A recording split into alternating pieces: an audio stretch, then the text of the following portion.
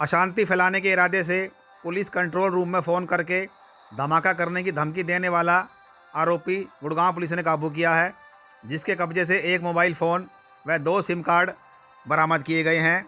इस आरोपी की पहचान विकास अमरपाल जायसवाल निवासी मुंबई, वर्तमान पता गांव समसपुर सेक्टर 51 गुड़गांव, उम्र 37 के वर्ष में हुई है।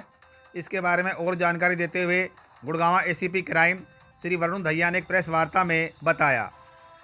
पकड़ा है जिसने कोई कॉल करके धमकी दी है, क्या है पूरा मामला? ये गुड़गांव पुलिस के पास एक डायल 112 है।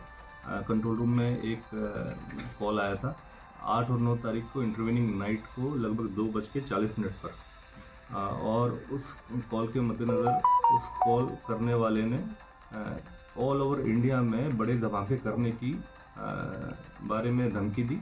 और उस संबंध में ये बताया कि भाई जैसे 9 जनवरी को जो कॉल आया है और 2:40 पर जो कॉल आया है, उसने ये बताया कि ऑल ओवर इंडिया में बड़े बड़े धमाके करे जाएंगे।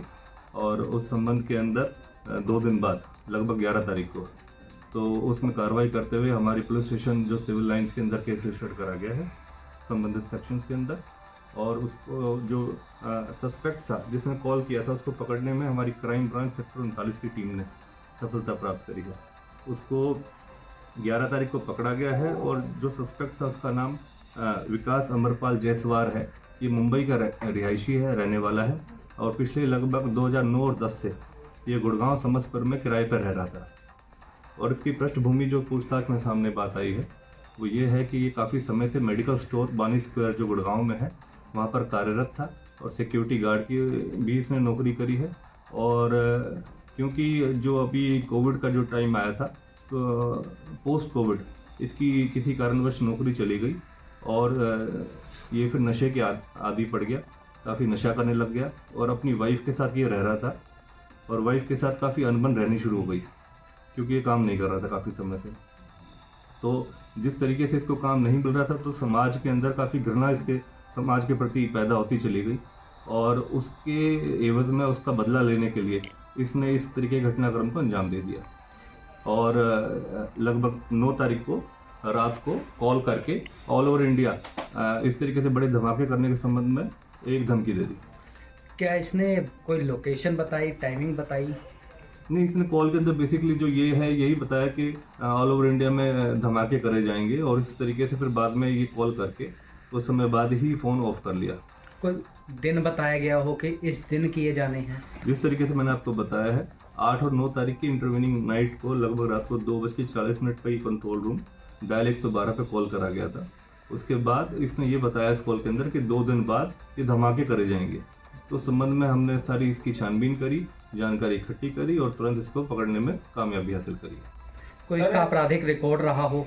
नहीं, अब तक इसकी जो हमने रिकॉर्ड देखा है इस तरीके का कोई आपराधिक रिकॉर्ड अभी सामने नहीं आया है। इसका पूछताछ जारी है और उसके अनुसार इसको अरेस्ट करा गया है और इससे संबंधित जो मोबाइल यूज़ करा गया था, सिम कार्ड वगैरह जो यूज़ करे थे वो ऑलरेडी इससे रिकवर करे जा चुके हैं। जहाँ से इसे गिरफ्तार किया गया हो तो बड़े ये होने वाले हैं, क्या उसके संबंध में क्या सुरक्षा के बंदोबस्त यहाँ गुड़गांव में? देखिए, हम एक वार्निंग भी देना चाहते हैं सभी इस तरीके के लोगों को जो ऐसी गतिविधियों में संलिप्त पाए जाते हैं। पहले भी काफ़ी इस तरीके के कॉल और इस तरीके की बातें सामने आती रही हैं। एक ये सभी के लिए वार्निंग है जो इस तरीके की घटनाक्रम को या गतिविधियों को या इस चीज़ की ऐसी गतिविधियों में संलिप्त पाए जा रहे हैं, उनके लिए स्ट्रिक्ट वार्निंग है। अगर कोई भी ऐसी गतिविधि को अंजाम देता है या ऐसे हॉक्स कॉल करता है या झूठी अफवाहें फैलाता है या ऐसी धमकी भरी मैसेज या कॉल करता है कहीं पर भी किसी माध्यम से, उनके खिलाफ सख्त से सख्त गुड़गांव पुलिस कार्रवाई करेगी। और ऐसे लोगों के ऊपर मॉनिटर भी करा जा रहा है सोशल मीडिया के माध्यम से भी और अन्य किसी और माध्यमों से भी।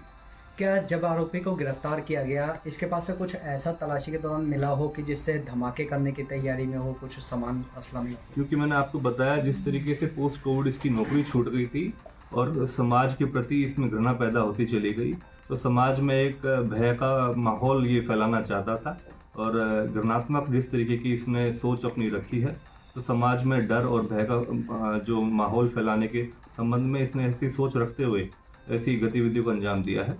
और अभी हम उससे और भी जांच में देख रहे हैं कि ऐसे कुछ और अन्य कौन कौन लोग हैं इसके साथ जो संलिप्त हो सकते थे, किसने इसको मोटिवेट करा, किस तरीके से ऐसी चीज़ों को करने के लिए मोटिवेट हुआ, तो सभी अब तथ्यों को भी जानकारी इकट्ठी कर रहे हैं। क्या ये नशे में था उस टाइम? नशा करने का आदी है ये, काफ़ी लिकर वगैरह का उस तरीके से कंज्यूम करता है।